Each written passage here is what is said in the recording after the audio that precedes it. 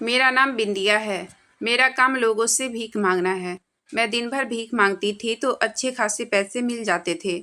लेकिन हम फकीरों में पैसे की हवस इतनी ज़्यादा होती है कि जितना भी मिल जाए कम ही लगता है। मैं दिन भर की थकी हारी जब घर लौटती थी तो बिस्तर पर औंधे मुंह लेटते ही सो जाती थी। भाई को देखकर मेरा पारा चढ़ जाता था। मैं अपने गुस्से में आते ही घर के सामान को उठा उठा कर फेंकने लग जाती और अपने भाई से लड़ती थी कि तू क्यों दिन भर ऐसे पड़ा रहता है, तू भी तो कुछ कमा कर ला। मुझे देख, मैं किस तरह दिन भर मेहनत करती हूँ, भीख मांग कर लाती हूँ, मगर तेरे मुंह तो मुफ्त लगा हुआ है। दरअसल मैं अपने भाई के साथ रहती थी। जब हम दोनों भाई बहन छोटे थे तभी मेरे मम्मी पापा का निधन हो चुका था। मेरा भाई एक नंबर का निकम्मा और आलसी था। दिन भर बस घर में पड़ा रहता था। इसलिए मैं अपने भाई को डांट लगाती रहती थी। मेरी डांट पड़ने के बाद मेरा भाई गुस्से से झोपड़ी से बाहर निकल जाता था और मैं ज़मीन पर बैठकर मांग कर लाया हुआ खाना खाती। हमारा खाना गरीब लोगों से अच्छा ही होता था। उनको भी दाल रोटी ही नसीब होती थी, जबकि भगवान की हम पर इतनी कृपा थी कि हर रोज़ हमारी जीभ को नया खाना चखने को मिलता था। जिंदगी यूं ही गुजर रही थी। तभी एक दिन बहुत ही रहस्यमयी हादसा हुआ। एक दिन मैं रूटीन के अनुसार मुंह छुपाकर भीख मांग रही थी जब मेरी नज़र बाजार से निकलती हुई एक औरत पर पड़ी। सड़क पर आते ही वह औरत दर्द से तड़पने लगी थी। मैं फौरन भागती हुई उसके पास गई तो वह मुझसे हाथ जोड़कर विनती करने लगी कि दीदी, प्लीज़ मेरी मदद करो। मेरी डिलीवरी का समय हो चुका है। मैं फौरन उस औरत को पकड़कर अपनी झोपड़ी में ले आई, जो शहर के बीचों बीच में ही थी। मेरी दो झोपड़ी थी। एक झोपड़ी से मांग मांग कर सामान इकट्ठा करती और शाम होते ही मैं अपनी रहने वाली झोपड़ी में चली जाया करती थी। कुछ ही देर के बाद उस औरत ने एक बच्चे को जन्म दिया तो मैं लालच में आ गई। मैंने उस औरत को वहीं छोड़ दिया और उसका बच्चा जल्दी से अपनी चादर में छुपा लिया और वहाँ से भाग गई। मुझे नहीं मालूम था कि वह औरत मुझे कभी ज़िंदगी में दोबारा मिलेगी भी या नहीं, लेकिन फिर मेरे साथ कुछ ऐसा हुआ था कि मेरी सारी ज़िंदगी बदल कर रह गई थी। अपनी झोपड़ी में आकर मैंने जब चादर हटाकर बच्चा देखा तो मेरी आंखें पथरा गई थी, क्योंकि मेरी गोद में अजीबोगरीब बच्चा पड़ा रो रहा था। मैंने उस बच्चे को देखा तो डर के मारे चीख निकल पड़ी। मेरा भाई जल्दी से भागता हुआ मेरे पास आया, बोला यह क्या है, मगर जब उसने मेरी गोद में पड़े हुए बच्चे को देखा तो उसकी भी चीख निकल गई। बोलने लगा, अरे ये तू क्या उठाकर ले आई है। मैं खुद फटी फटी आंखों से कभी बच्चे को तो कभी मेरे भाई को देख रही थी। मैंने अपने भाई को खामोश रहने का इशारा किया और उस बच्चे को चादर में छुपाकर झोपड़ी के पीछे झाड़ियों की तरफ चली आई और उस अजीबोगरीब बच्चे को फेंक आई। मेरा भाई मेरी सारी कार्यवाही देखकर खामोश ही रहा था। फिर मेरा भाई किसी काम से झोपड़ी से बाहर चला गया। भाई के जाने के बाद मैंने रात का खाना बनाया और अपने दिमाग से उस बच्चे के ख्याल को भटकाने की कोशिश करने लगी।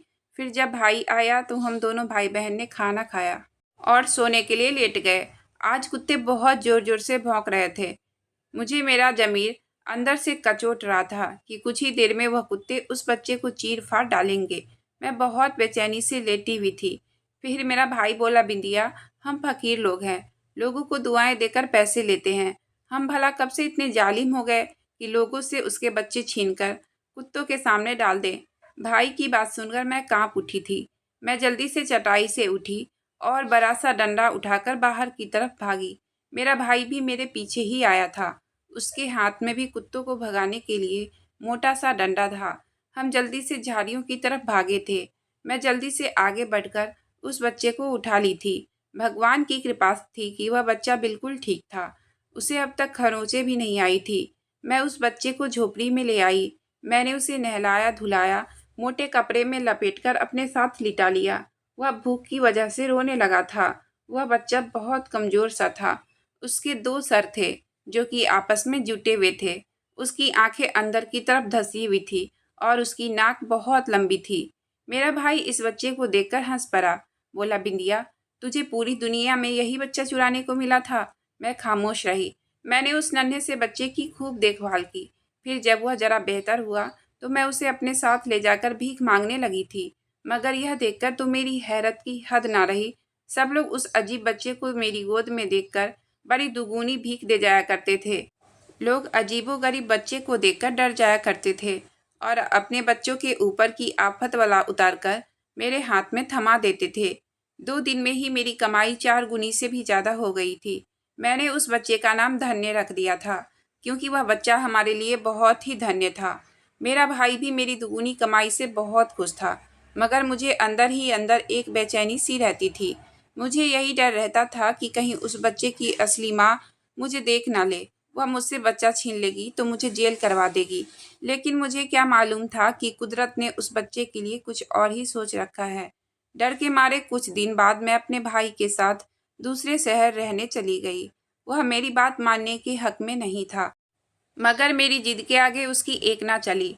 हमने उस शहर को छोड़ दिया। हमने दूसरी जगह फकीरों की झोपड़ियों के पास अपनी झोपड़ी लगा ली। हम लोग सादा से लोग होते हैं, जल्दी ही नए लोगों में घुल मिल जाते हैं। वहाँ की औरतें धन्य को देखकर अजीब सा मुंह बनाती थी। उन औरतों को ऐसे व्यवहार से मेरा दिल बहुत दुखता था। मैं धन्य का बहुत ध्यान रखती थी, उसे अपने बच्चों की तरह ही पालती थी, और कोई जब मेरे बच्चे को इस तरह घिनौनी नज़रों से देखता था तो मुझे बहुत गुस्सा आता था। धन्य अब मेरे लिए सब कुछ था। केवल एक ऐसी औरत थी जो मेरे धन्य के बारे में कोई गंदी बातें नहीं करती थी। उसका नाम ममता था। वह अपनी झोपड़ी में अकेली रहती थी। वह मेरे पास आकर बैठ जाती और धन्य को देखती रहती थी। वह धन्य के बारे में मुझसे सवाल पूछती तो मैं चौंक उठती थी। मुझे ममता पर शक हो गया था। वह धन्य को बड़ी ललचाई हुई नज़रों से देखती थी। शायद मेरी इतनी आमदनी देखकर उसकी लार टपकने लगती थी। मैंने अपने भाई से अपने डर का इजहार किया तो वह बड़ी देर तक हंसता रहा। वह बोला, तू तो धन्य को ऐसे छुपाकर फिरती है जैसे वह हीरा है। मैंने कहा, बात हीरे की नहीं है, धन्य मेरा बच्चा है।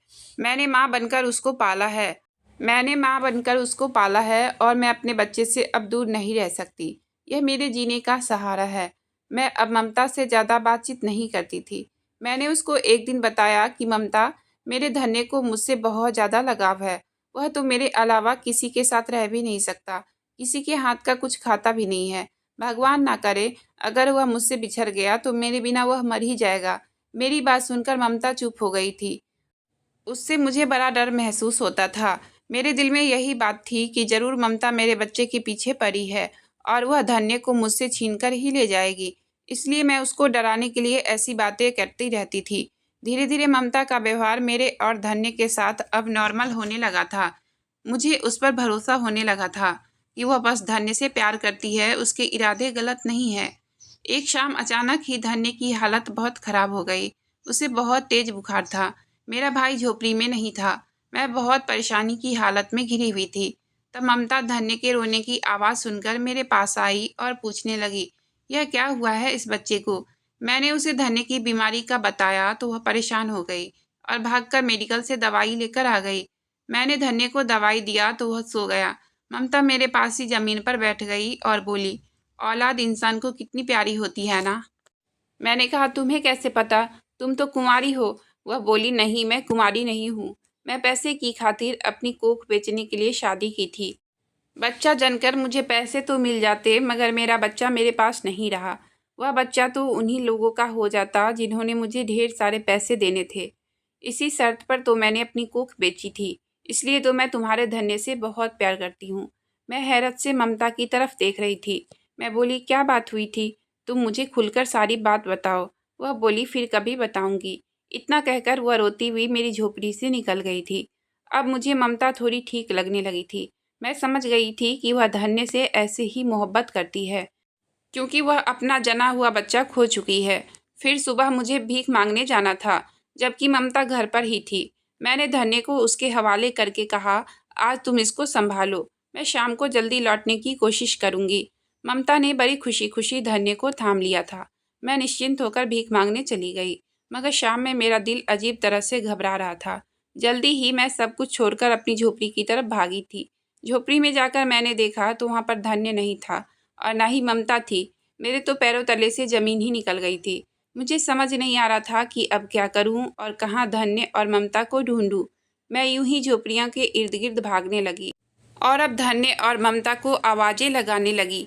लेकिन बहुत ज़्यादा समय हो गया और जब मुझे ममता नहीं मिली तो मैंने रोना शुरू कर दिया और रोते रोते उसको भला बुरा कहने लगी। मैंने क्यों उस लड़की पर भरोसा किया जो पहले दिन से ही मेरे बेटे को बड़ी ही ललचाई निगाहों से देखती थी। मैं बहुत डरी डरी थी और परेशान यहाँ वहाँ घूम रही थी। तभी अचानक मुझे धन्य के रोने की आवाज़ आने लगी। मैंने आवाज़ की तरफ दौड़ लगा दी। ममता धन्य को गोद में उठाए वापस आ रही थी। वह बोली, यह लो बहन, तुम अपना बेटा। बहुत ही तंग किया है इसने मुझे। इसको तो बस अपनी माँ के साथ जगह जगह घूमने की आदत हो गई है। यह तो आज सारा दिन रोता ही रहा। अब मैं तुम्हारी तलाश में ही निकली थी। अच्छा हुआ कि तुम वापस आ गई। मैंने जल्दी से धन्य को गोद में थाम लिया और उसे चूमना शुरू कर दिया। ममता खामोशी से अपनी झोपड़ी में चली गई थी। मुझे याद आया कि मैंने तो उसको धन्यवाद ही नहीं कहा। मैं जैसे ही उसकी झोपड़ी के पास गई, मुझे सिसकियों की आवाज़ें आने लगी। मैंने जल्दी से झोपड़ी का पर्दा उठाया और अंदर दाखिल हो गई। ममता बैठी रो रही थी। मैंने कहा, आज तुम मुझे अपनी दास्तान सुना ही दो। पता है, तुम्हारे इन आंसुओं के पीछे एक बहुत ही दुख भरी कहानी छुपी हुई है। आखिर तुम्हारे बच्चे के साथ क्या हुआ था? ममता बोली, हम भिखारी हैं।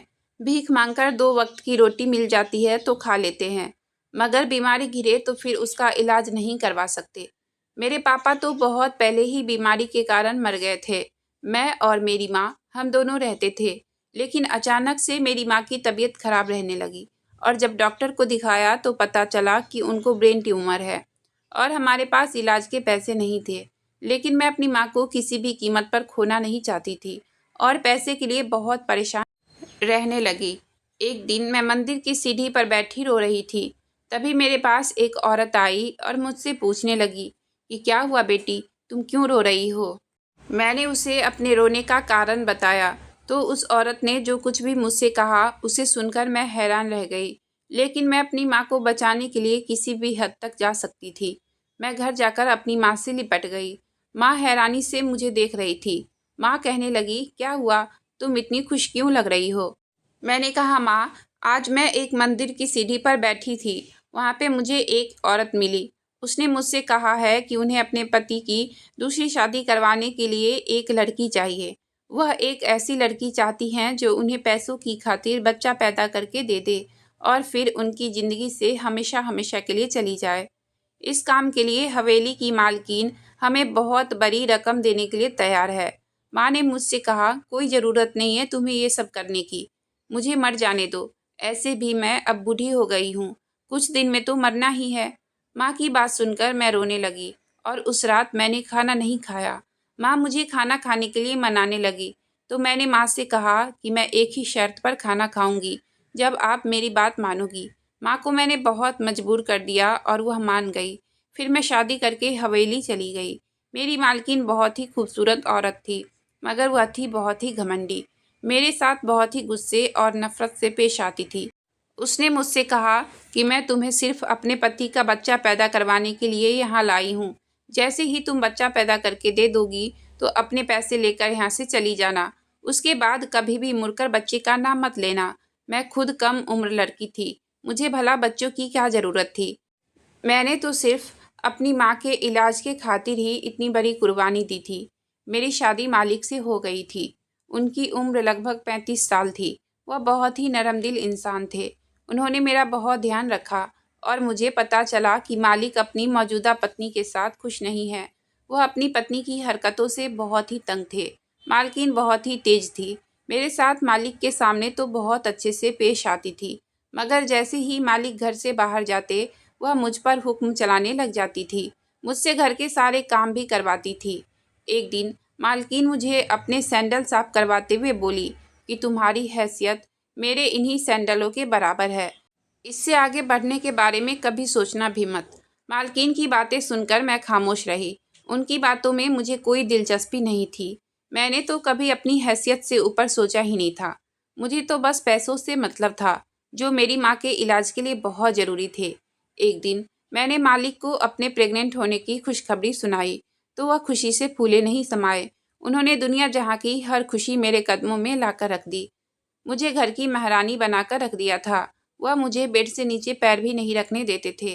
मालिक ऑफिस से भी बार बार फ़ोन करके नौकरों को समझाते रहते।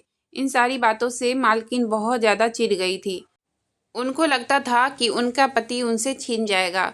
मेरे प्रेग्नेंट होने से मालकिन भी खुश थी। जब से मेरी प्रेगनेंसी की खबर सुनी थी वह दीवानी सी हो गई। वह चाहती थी कि मैं जल्दी से जल्दी बच्चा पैदा करूं और उसके पति को छोड़कर चली जाऊं। जब मेरा 9वां महीना शुरू हुआ तो वो मुझसे कहती थी कि ऐसे ही बैठी मत रहा करो, घर में पोछा लगाओ। कभी कहती थी कि बार बार सीढ़ियों के चक्कर लगाओ, ऐसा करने से तुम्हारे शरीर की मांसपेशियां खुलेगी और बच्चा पैदा करने में आसानी रहेगी। एक दिन मैं पूरे घर की सफाई कर रही थी। मुझे भूख भी लग रही थी, मगर मालकिन का हुक्म था कि पहले काम करो फिर खाना मिलेगा। मैं एकदम से चक्कर खाकर नीचे गिर पड़ी। तो मुझे नहीं मालूम फिर क्या हुआ। जब मेरी आंख खुली तो मैं अस्पताल के बेड पर पड़ी हुई थी। मेरे पास ही परेशान से मालिक भी बैठे थे। उनकी आंखों में आंसू थे। वह बोले, ममता, तुम अपना ख्याल क्यों नहीं रखती? उनकी बात सुनकर मैं फूट फूट कर रो रही थी। मैंने उनसे कहा, मालिक, मैं तो आपके घर में एक नौकरानी की हैसियत से आई हूँ ना। मैं तो मालकिन का ही हर हुक्म मानती हूँ। मालकिन मुझसे काम करवाती है, वह मुझे खाना खाने को नहीं देती। मालकिन ने मुझसे कह रखा है कि मैं जैसे ही बच्चे को जन्म दे दूंगी वह मुझे इस घर से निकाल देगी। हालांकि मालकिन की यह बात सच है। आखिर उन्होंने मुझे खरीदा ही तो है। फिर भला बच्चा जन्म देने के बाद मेरा इस घर में क्या काम रह जाएगा? लेकिन मैं जज्बातों में बह गई थी और मैंने मालिक को बता दिया कि मालकिन बच्चे की पैदाइश के बाद मुझे घर से निकाल देगी। मेरी बातें सुनकर मालिक की आंखें खुली की खुली रह गई। वह हैरत से मुझे देख रहे थे। उन्होंने कहा, ममता, अगर ऐसी ही बात थी तो तुमने मुझे पहले क्यों नहीं बताया? फिर उसके बाद वह उठकर मेरे पास से चले गए थे। शाम को जब मैं अस्पताल से डिस्चार्ज होकर घर गई तो मुझे नौकरों से यह पता चला कि मालिक ने घर आकर मालकिन की बहुत बेइज्जती की थी। उन्होंने एक एक नौकर से पूछा था कि मालकिन ने ममता के साथ कैसा व्यवहार रखा है। हम सब ने तो सच बोल दिया था। इसके बाद उन्होंने मालकिन को अपने कमरे से निकाल दिया और आपका सामान मालिक ने अपने बेडरूम में सेट कर लिया। उन्होंने कहा है कि मालकिन उनको अपनी शक्ल ना दिखाए, नहीं तो गुस्से में आकर कुछ भी गलत कर जाएंगे। अब तो मैं बहुत ज़्यादा डर गई थी। मुझे मालकिन के गुस्से से डर लग रहा था। मैंने तो कभी यह सोचा भी नहीं था कि यह सब कुछ हो जाएगा। मैं बहुत डरी हुई थी कि ना जाने आगे क्या होगा, मालकिन मेरे साथ कैसा व्यवहार करेंगी। मुझे विश्वास था कि मालकिन मुझसे इस बात का बदला जरूर लेंगी और फिर वही हुआ जिसका डर था। मालिक अपने बिजनेस के सिलसिले में दूसरे देश चले गए। तभी मालकिन ने मेरी औकात मुझे याद दिलाने में 1 मिनट भी नहीं लगाया था। वह बोली, भिखारन है ना तू, मैं तुझे अपने घर में जगह दी, इज्जत दी, लेकिन तूने मेरे साथ क्या किया? सच कहते हैं, ओछे लोग अपना ओछापन दिखा ही देते हैं। और मैं हैरानी से मालकिन को देख रही थी। मैं क्या करूं क्या ना करूं, मुझे कुछ भी समझ में नहीं आ रहा था। मालकिन ने मुझे धक्के देकर घर से निकाल दिया। मैं दिन भर दरवाजे दरवाजे फिरती रही। भूख और थकान की वजह से मेरी तबीयत बहुत ख़राब होने लगी थी और अचानक ही मेरी तबीयत इस कदर ख़राब हो गई कि मुझे मालूम हो गया कि मेरी डिलीवरी का समय पास आ गया है। मैं भरे बाजार में एक औरत से मदद मांगने लगी। वह औरत मुझे लेकर अपनी झोपड़ी में चली गई। उसने मेरी मदद की। जब मैंने बच्चे को जन्म दिया तो उस औरत ने मुझे वहीं पर छोड़ दिया और मेरा बच्चा लेकर भाग गई। ममता की बात सुनते ही मैं दंग रह गई और बोली, क्या तुम जानती हो कि मैं कौन हूँ? ममता रोते हुए बोली, हाँ, मैं जानती हूँ कि तुम कौन हो। तुम वही औरत हो जो मेरे बच्चे को लेकर भाग गई थी। मैंने तुम्हें हर जगह ढूंढा लेकिन तुम मुझे नहीं मिली। यूं ही मैं गिरती पड़ती जब अपनी झोपड़ी में आई तो मेरी माँ इस दुनिया को छोड़कर जा चुकी थी। मैंने जब बच्चे को जन्म दिया था तो मैंने अपने बच्चे को देख लिया था। मुझे मालूम हो गया था कि मेरा बच्चा नॉर्मल बच्चा नहीं था। मुझे अपने बच्चे की बहुत चिंता थी कि ना जाने उसका कोई ख्याल भी रखता होगा या नहीं। मैं बड़ी बेबस थी, मैं अकेली थी, हमारा इस दुनिया में कोई नहीं था। तो फिर मेरे लिए मेरे बच्चे को कौन ढूंढता? मैंने अपने भगवान के ऊपर सब कुछ छोड़ दिया और देखो उन्होंने किस तरह से मेरा साथ दिया। मेरा बच्चा खुद मेरे पास लाकर छोड़ दिया। तू मेरी शक्ल भूल गई थी, मगर बिंदिया, मैं तुम्हारी शक्ल नहीं भूली हूँ। मैंने इरादा कर लिया था कि मैं तुमसे अपना बच्चा छीनकर भाग जाऊंगी, मगर जब तुमने यह बताया कि यह बच्चा तुम्हारे अलावा किसी के हाथ से कुछ खाता पीता नहीं है तो मैंने अपना इरादा बदल दिया था। मुझे अपने बच्चे की ज़िंदगी से ज़्यादा कुछ भी प्यारा नहीं था। आज जब तुम उसे मेरे पास छोड़कर गई थी तो मैं इसे लेकर इसके बाप के घर गई थी। मैंने सोचा कि मालिक अपने बच्चे को देखकर नरम पड़ जाएगा और वह उसके इलाज के लिए मुझे पैसे दे देगा, मगर मुझे मालकिन ही मिली थी। उसने मुझे धक्के देकर घर से निकलवा दिया। मैं बोली, तुम चिंता मत कर, मैं तेरे लिए लड़ूंगी। मेरी बात सुनकर वह हंस पड़ी थी। ऐसा लगा जैसे वह हंसते हंसते रो रही हो।